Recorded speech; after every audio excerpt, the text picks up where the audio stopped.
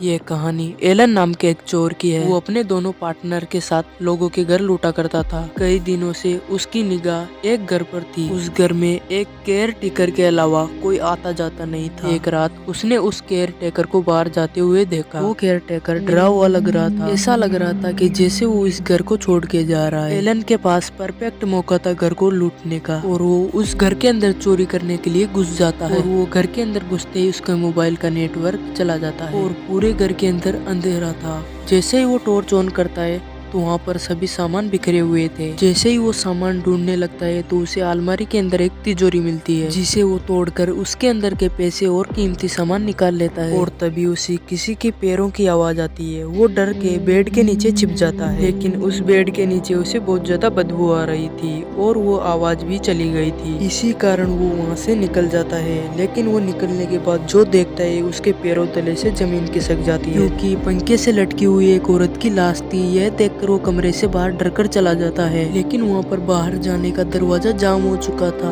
और वो काफी ज्यादा डर जाता है और उसे वापस कदमों की आवाज आने लगती है और उसकी तरफ एक परछाई आने लगती है। और वो बाहर जाने के लिए बहुत ज्यादा कोशिश करता है, ना तो खिड़की टूटती है ना दरवाजा खुल रहा था, और वो उससे दूर भागने लगता है। भागते भागते एक दरवाजे के टकरा जाता है। उसके टकराने से वो दरवाजा खुल जाता है और उस कमरे के अंदर उसे कैंडल दिख जाती है, और कैंडल जलाते ही उसके सामने उसकी आत्मा आ जाती है और वो बेहोश हो जाता है। 2 दिन बाद उसके टीम के लोग उसे ढूंढते हुए आते हैं, तो वहाँ पर वो बेहोश मिलता है और वो उसे हॉस्पिटल के अंदर ले जाते हैं। ठीक होते ही एलन को पता चलता है कि वहाँ पर एक औरत रहती थी। उसने पंखे से लटक के सुसाइड कर लिया था। शायद इसी आत्मा की वजह से वो केयर टेकर भी वहाँ से चला गया था।